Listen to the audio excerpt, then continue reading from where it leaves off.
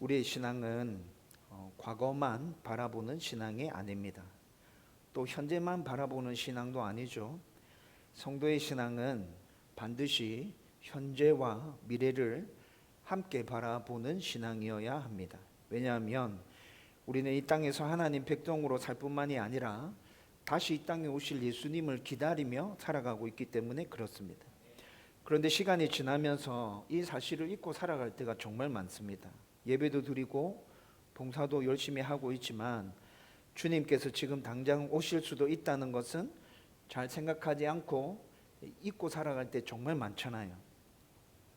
그래서 우리의 신앙생활은 점점 익숙한 모습을 드러내게 되고 타성해졌게 되고 맡겨진 사명도 점점 뒤로 미루게 될 때 여러분들의 삶 속에서 이런 거 경험해 보신 적 충분히 있을 거라 생각합니다. 오늘 본문도 바로 이런 상황에서 예수님께서 당신을 따르고 있는 많은 사람들과 제자들에게 교훈을 주시기 위해서 주신 비유입니다. 여러분 11절을 보면 사람들이 예수님의 말씀을 듣고 있습니다. 그리고 또 한 가지 기대를 가지고 있습니다. 어떤 기대입니까? 하나님 나라가 당장 임할 줄로 생각하고 있습니다. 그 기대를 품고 있다는 말이에요. 여러분 지금 예수님께서는 십자가를 지시기 위해서 예루살렘 가까이에 도달해 있었습니다. 여러분 누가복음 20장 넘어가 보면 예루살렘에 입성하는 예수님의 모습이 나타나거든요.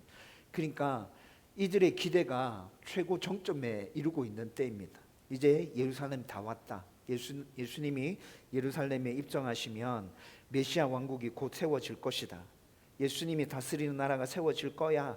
이런 기대를 가지고 있는 그들에게 그 잘못된 생각을 바로잡기 위해서 예수님께서는 지금 이 비유로 그들에게 교훈을 주시는 것입니다. 다시 말씀드리면 하나님의 나라는 예수님께서 지금 예루살렘에 들어가신다 하더라도 당장 완성되지 않을 것입니다. 왕이 다시 오실 때까지 하나님의 백성들은 맡겨진 사명을 충성스럽게 감당하며 그 날을 기다리고 있어야 됩니다. 인내하고 있어야 된다는 거예요. 여러분 예수님은 지금 이 비유를 통해서 그걸 가르치시기를 원한다는 것이죠. 12절 말씀을 보면 한 귀인이 왕위를 받아오려고 먼 나라로 떠납니다. 당시의 사람들은 예수님께서 이 비유를 말씀하실 때 역사적인 한 사건을 머릿속에 아마 떠올렸을 겁니다. 그 사건이 어떤 사건이냐면 아켈라오가 유다 총독의 위임을 받아서 돌아왔거든요. 그 사건을 떠올릴 거예요. 헤롯이 죽어요. 헤롯이 아켈라오의 아버지입니다. 헤롯이 죽고 난 다음에 아켈라오가 로마로 가서 총독으로 임명받아서 다시 돌아오는데 유대인의 왕으로서 임명받고 돌아오는 거죠. 지금 그들은 이 이야기를 들으면서 자연스럽게 그 상황을 머릿속에 떠올리고 있을 거예요. 예수님은 사람들이 잘 이해할 수 있도록 비록 얼마 전에 있었던 그 역사적인 사실을 가지고 지금 비유로 이 이야기를 지금 풀어가고 계신 것입니다. 그런데 여기서 귀인이라고 예수님 비유에서 등장시키고 있는 이 귀인은 예수님 자신을 가르치고 있는 것이죠. 예수님은 십자가를 지시고 난 다음에 부활하셔서 하늘로 올라가실 것입니다. 아직 이들은 그 일을 눈으로 보지도 못했고 말해 주었음에도 불구하고 깨닫지도 못하고 있습니다. 그리고 그 예수님은 언젠가 다시 심판주로서 완전한 왕으로서 이 땅에 오실 것입니다. 그리고 그 사이에 성도들은 이 세상에서 하나님의 백성답게 그 마지막 날을 기대하면서 인내함으로 충성스럽게 자기의 삶을 살아내야 되죠. 예수님은 지금 이 비유를 통해서 그것을 말씀해 주고 계시는 거예요. 예수님은 반드시 이 땅에 다시 오실 것입니다. 중요한 것은 예수님이 언제 오시느냐가 아니라 예수님이 오시는 그날 저와 여러분들은 어떤 종의 모습으로 그분 앞에 설 것인가. 여러분 오늘 이 비유를 듣고 있는 이 제자들과 따르는 수많은 무리들이 생각해야 될 건 예수님이 다시 오시는 그날, 왕이 다시 오시는 그날 우리는 그분 앞에 어떤 모습으로 서야 할 것인가에 대해서 이들이 교훈을 얻고 깊이 있게 생각을 해야 된다는 것입니다. 저와 여러분들이 오늘 이 말씀을 통해서 그런 은혜가 충만하게 넘쳐나기를 주님의 이름으로 축원드립니다. 먼저 첫 번째로 충성된 종은 주인을 신뢰하며 맡겨진 사명을 끝까지 감당합니다. 12절에서 13절 말씀을 보면 귀인은 왕위를 받기 위해서 떠나기 전에 종들을 불러서 사명을 줍니다. 여기서 중요한 것은 10명의 종을 부르죠. 그리고 그 10명의 종에게 10문화를 주었습니다. 각각 한 문화씩 준 거예요. 여러분, 이 한 문화는 지금 가치로 따지면 한 1200만 원에서 1500만 원 정도 되는 가치입니다. 여러분, 이때 이 당시에 1200만 원에서 1500만 원 되는 돈은 엄청난 가치가 있는 돈이죠. 여러분, 이때 당시에 종과 주인과 종의 관계에서 생각해 보세요. 주인이 종에게 선뜻 이런 돈을 맡길 수 있겠어요? 이때 이 당시의 분위기와 상황을 생각해 보면, 여러분, 지금 이 모습만 봐도 이 주인은 정말 대단한 주인이에요. 그렇죠? 여러분, 한 문화씩 다 맡겼어요. 그런데 문화 비유와 비슷한 비유가 마태복음 25장에 등장하죠. 마태복음 25장에 보면 달란트 비유가 등장합니다. 그런데 그 달란트 비유를 보면 5달란트, 2달란트, 1달란트 이렇게 각각 차등이 있게 달란트를 맡깁니다. 그런데 누가복음에 나타나는 문화 비유는 10종에게 다 똑같이 한 문화씩 맡기고 있어요. 여러분, 이건 조금 다른 의미에서 지금 비유를 풀어가고 있는 것인데, 달란트 비유에서 그 달란트는 우리는 은사를 나타낸다고 이해하고 있죠. 네, 그 이해가 맞습니다. 은사, 각각의 재능.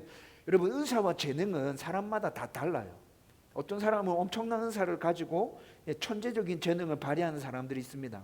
그리고 어떤 사람들은 은사를 가지고 있지만 그 사람이 가지고 있는 천재적인 재능과 비교해 봤을 때는 좀 더 능력이 떨어지는, 그렇지만 분명히 은사인 그런 것들을 우린 각각 나름대로 다 가지고 있다는 것이죠. 그리고 문화 비유에서는 모두 다 똑같이 받았는데 성도들에게 하나님께서 똑같이 주신 것이 있다는 것입니다. 여러분, 성도들에게 하나님께서 똑같이 주신 건 뭡니까? 복음을 주셨습니다. 말씀을 주셨습니다. 교회를 주셨습니다. 똑같이 하루 24시간 시간을 주셨죠. 여러분, 이것은 모든 사람들이 다 똑같이 받은 거예요. 직업은 다를지라도 각자 삶을 꾸려갈 수 있는 그 직업들과 삶의 현장들, 상황들, 이 조건은 모두 똑같은 것입니다. 여러분, 문화 비유에서는 모든 사람들이 똑같이 받은 것들을 지금 말씀해 주고 있는 거예요. 여러분, 그런데 이 두 비유 모두 다 무엇에 포커스가 맞춰져 있습니까? 은사는 다룰 수 있습니다. 각각 다룰 수 있죠. 예. 그리고 우리 똑같이 다 받은 것도 있습니다. 그런데 이 비유가 이렇게 약간 다른 면을 지금 얘기해 주고 있지만 이 두 비유의 핵심은 똑같습니다. 포커스는 뭡니까? 충성했느냐. 각각 다른 은사의 크기가 달라. 그런데 너희는 그 은사로 주인에게 충성했느냐, 맡겨진 사명에 충성했느냐. 충성의 핵심입니다. 여러분, 15절부터 왕이 돌아와서 지금 결산을 시작합니다. 첫 번째 종이 한 문화를 받아서 열심히 일해서 10문화를 남겼죠. 그리고 두 번째 종은 한 문화를 가지고 열심히 일해서 5문화를 남겼습니다. 여러분, 오늘 본문에서는 첫 번째 종과 두 번째 종에 대한 이야기는 아주 짧고 세 번째 종에 대한 이야기가 길게 나옵니다. 그런데 여러분, 짧다 하더라도 첫 번째 종과 두 번째 종에 관한 이야기들을 쭉 읽어보십시오. 왕은 비교하지 않습니다. 여러분, 마태복음 25장으로 돌아가서 달란트 비유도 읽어보십시오. 주인은 종들에 대해서 비교하지 않습니다. 그냥 자기들이 한 충성과 그 결과물에 대해서 말씀하고 있습니다. 첫 번째 종에게도 두 번째 종에게도 주인은 잘하였다, 착한 종이여, 이렇게 말합니다. 여러분, 제가 방금 두 번째 종에게도 잘하였다, 착한 종이여 이렇게 말했다고 얘기했죠. 여러분, 그런데 오늘 본문에서는 두 번째 종에게는 착하다, 잘하였도다, 착한 종이여, 두 번째 종에 대해서는 이 이야기가 등장하지 않거든요. 여러분, 그런데 두 번째 종과 관련된 이야기를 읽어보면 5문화를 남겼습니다. 그리고 난 다음에 주인이, 왕이 어떻게 얘기합니까? 5 고을을 다스리라 말하고 있습니다. 여러분, 상급이 주어진 거죠. 여러분, 상급이 주어졌다는 말은 어떤 의미예요? 그 안에 칭찬과 이미 그가 한 노력에 대한 가치에 대한 보답, 모든 것들이 다 포함되어 있는 거잖아요. 학자들이 그렇게 얘기해요. 두 번째 종에 대해서는 그냥 눈에 딱 보이는 거는 잘하였도다 착한 종이여 나타나지 않지만 이미 첫 번째 종과 두 번째 종에 대해서 왕은 칭찬과 그에 합당한 상급이 같이 따라가고 있는 것이다. 여러분 이렇게 얘기해 주고 있거든요. 여러분 여기서 또 제가 중요하게 말씀드리고 싶은 것은 좀 전에 말씀드린 것처럼 왕은 첫 번째 종과 두 종 사이에 그 결과물을 놓고 비교하지 않는다는 것입니다. 왕은 지금 뭐만 보고 있는 거예요? 그들이 한 충성만 보고 있어요. 하나님은 얼마나 큰 일을 했는가 보다 맡겨진 일에 대해서 얼마나 신실하게 충성스럽게 감당했느냐, 이것에 포커스를 맞추고 보신다는 것입니다. 그런데 우리는 자꾸 비교합니다. 나는 저희만큼 능력이 없는데, 나는 저 사람만큼 봉사하지 못하는데, 나는 저 사람만큼 능력이 없는데, 신앙생활의 연수가 짧은데, 집안이 빵빵하지도 못한데 우린 자꾸 비교한다고요. 그러나 하나님은 우리를 보시면서 비교하지 않으십니다. 하나님은 내게 맡겨진 자리에서 얼마나 충성했는지를 보고 계신다고요. 그냥 단지 그것만 보고 계세요. 여러분 제가 개척 올해 10년 차를 지나가고 있습니다. 8년 차를 지나면서 저의 성장과 저의 성숙이 조금 느껴지는 부분이 있습니다. 여러분 개척하고 난 다음에 큰 교회에 대한 꿈과 야망과 상상이 저 안에서 떠나지 않고 있었거든요. 누군가 저보다 못하다 생각했던 목사들이 청빙받아서 큰 교회로 가면 조희정 집사님 지금 찡긋했는데, 네, 목사도 이렇습니다. 어쩔 수 없어요. 목사도 이래요. 네, 속이 상하고 저희가 거기 갔다고 이런 마음이 생겼어요. 그런데 여러분 이거 진짜 솔직하게 제 진심입니다.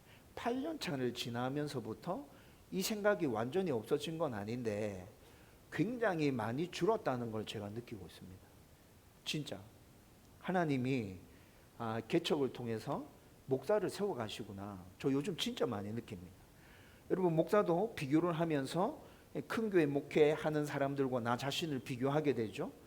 교회 잘 세워가고 있는 목사와 나 자신을 비교하게 됩니다. 그런데 하나님께서 보시는 건 뭐라고요?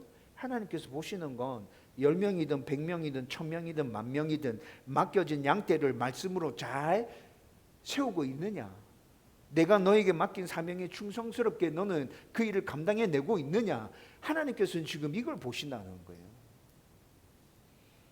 목회를 하면서 이 부분이 참 큰 위로와 격려가 됩니다. 내가 하나님 앞에 섰을 때 그냥 비록 사람들의 눈엔 다음 교회가 작게 보일지라도 내가 여기서 충성하고 최선을 다했다면 하나님은 나를 큰 교회 목회한 사람들과 똑같이 평가해 주시는구나.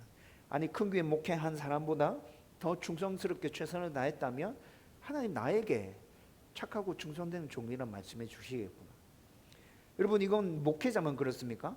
성도들도 그렇잖아요. 가정에서, 직장에서, 교회에서 하나님께서 맡겨진 그 장소, 그 자리, 그 책무 얼마나 충성스럽게 열심히 봉사하고 있느냐, 직분과 상관없이 작은 일이라 할지라도 그 일에 최선을 다하고 있느냐, 마음을 쏟고 있느냐, 하나님은 오로지 그것을 보고 판단하신다고요.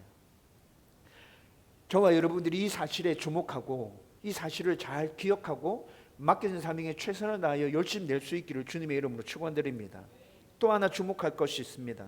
왕은 먼저 잘하였다라고 칭찬하고 난 다음에 10고을을 다스리라, 5고을을 다스리라 말씀하고 있습니다.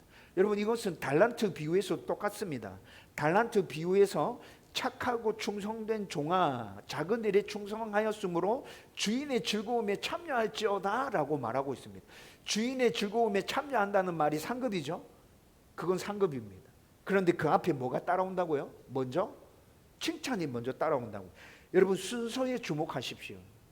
달란트 비유도 그렇고 문화 비유도 그렇습니다.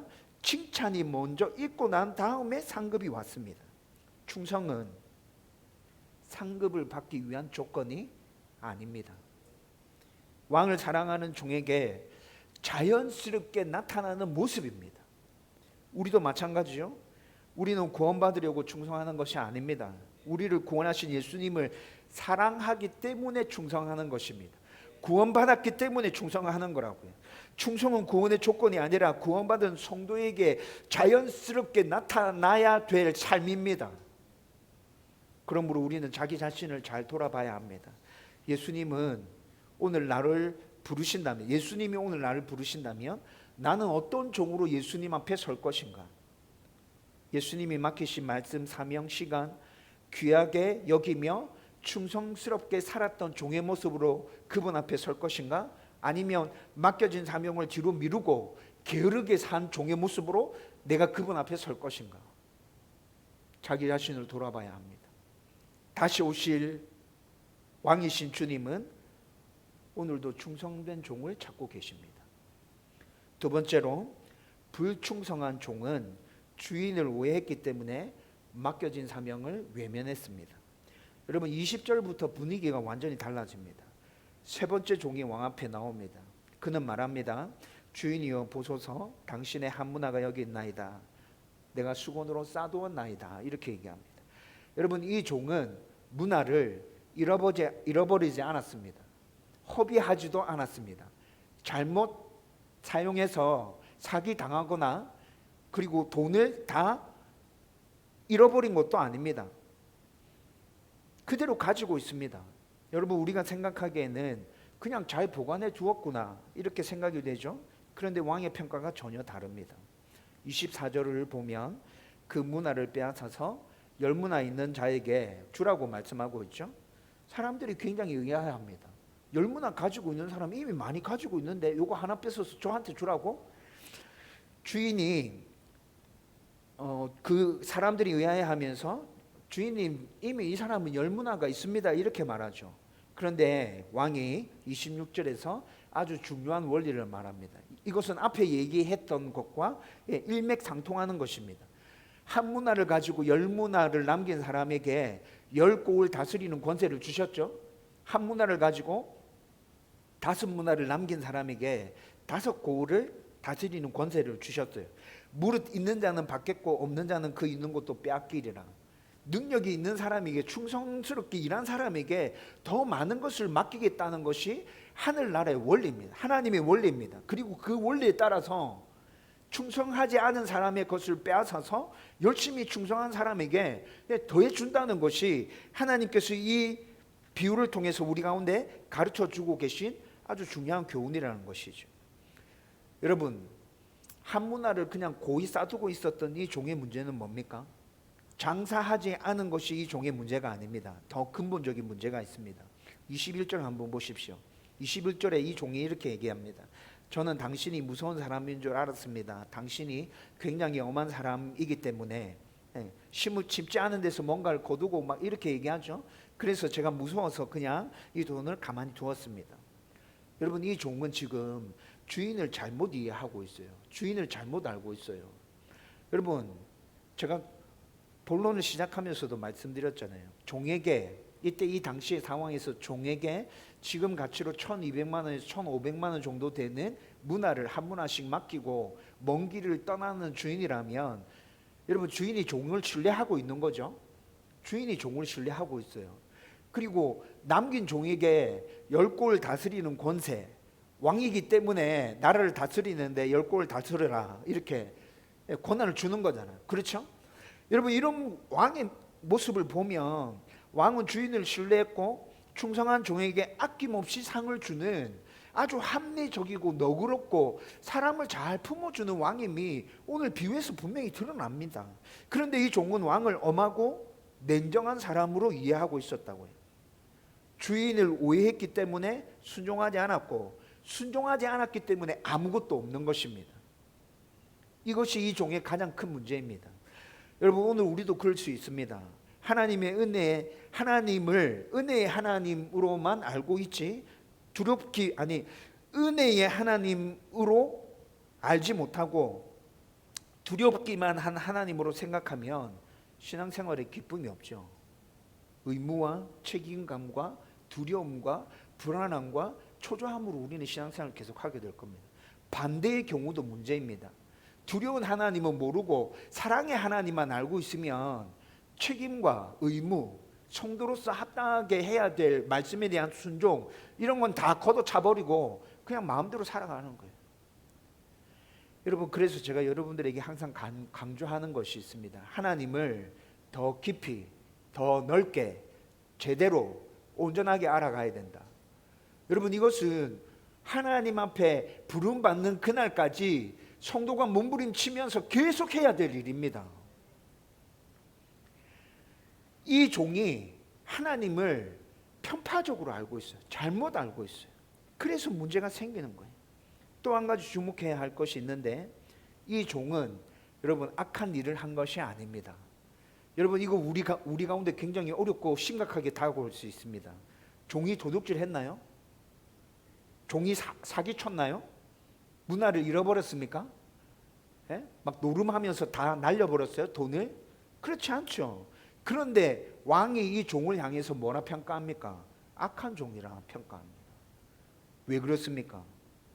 맡겨진 사명을 충성되게 감당하지 않았기 때문에 그렇습니다.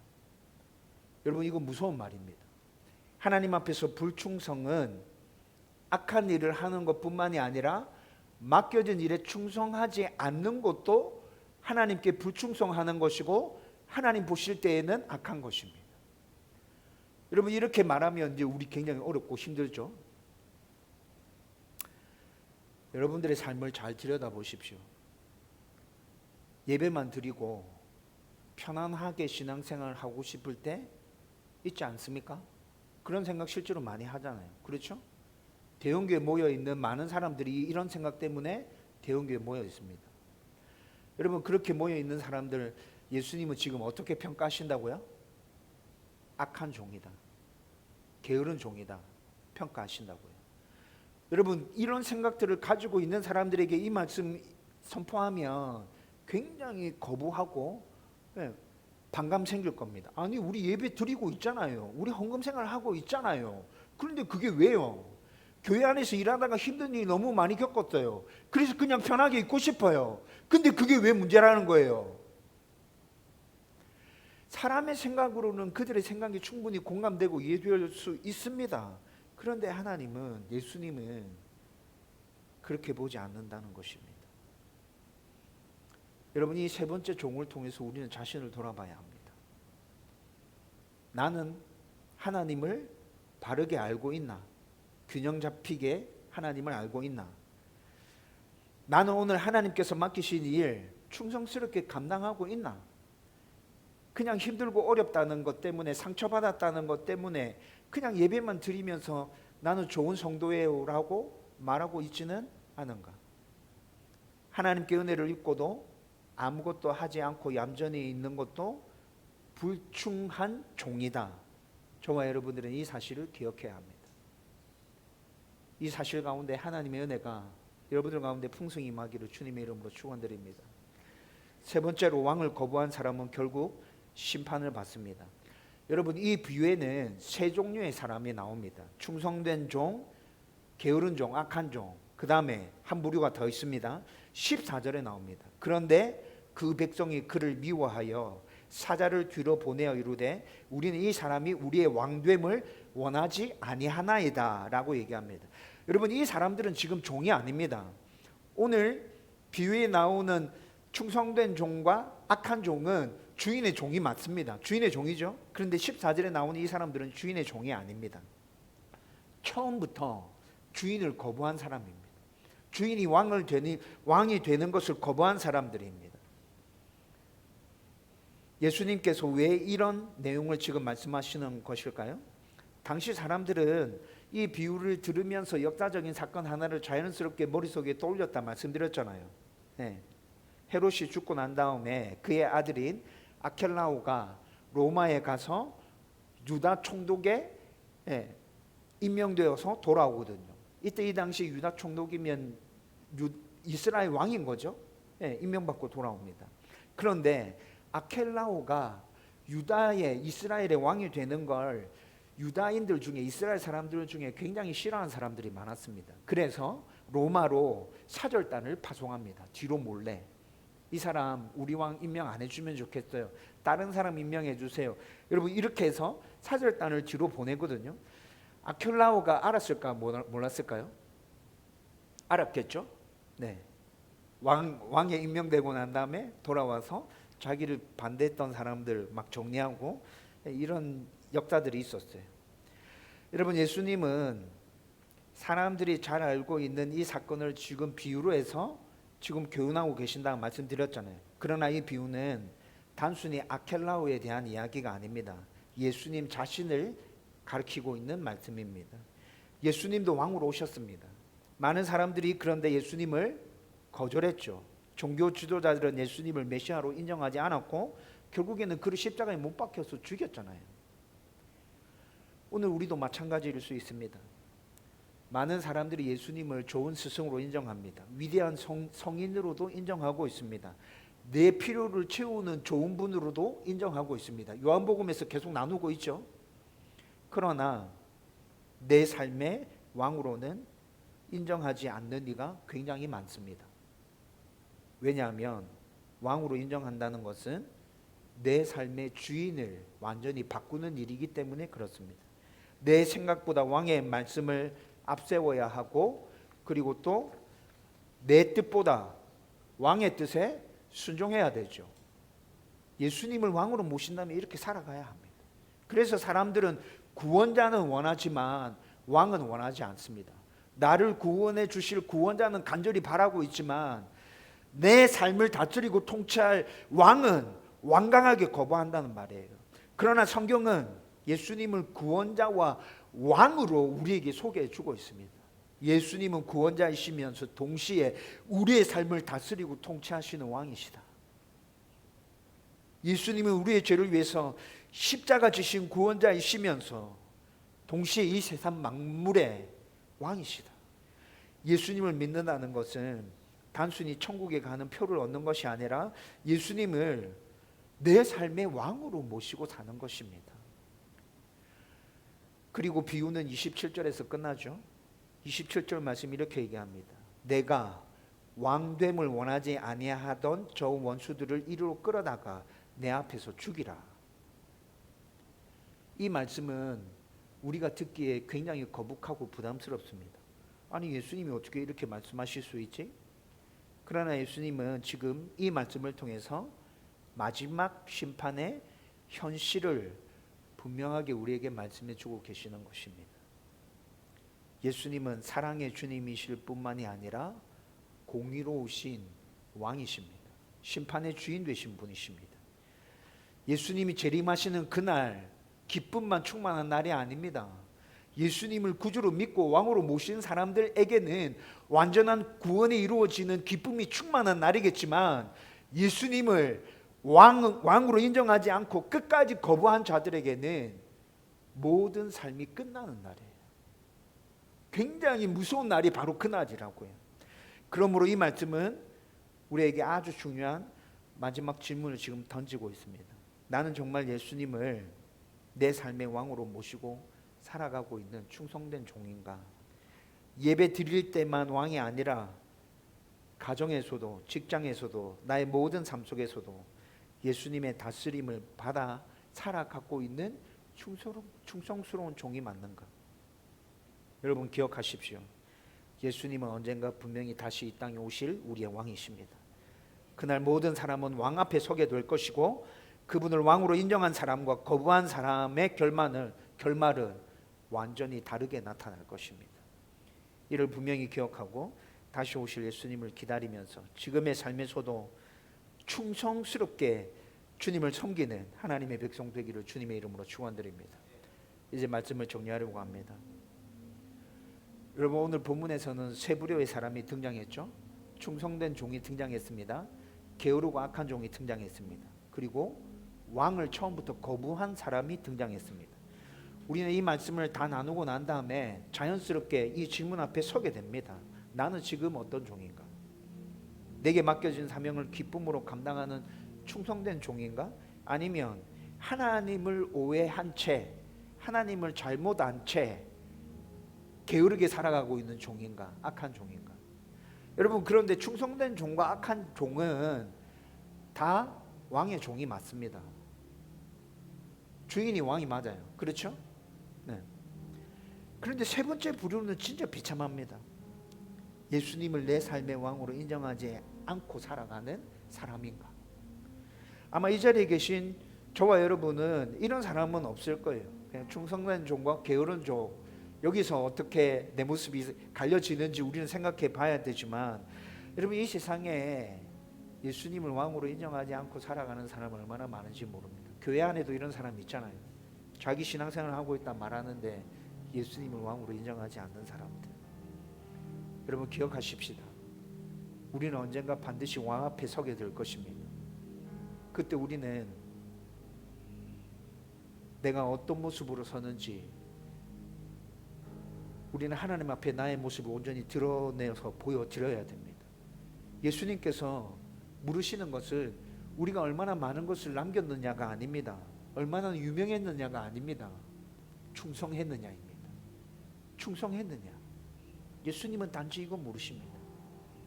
저와 여러분들이 이 사실을 기억하고 충성스러운 종으로 열심히 이 세상 가운데 살아갈 수 있기를 주님의 이름으로 축원드립니다.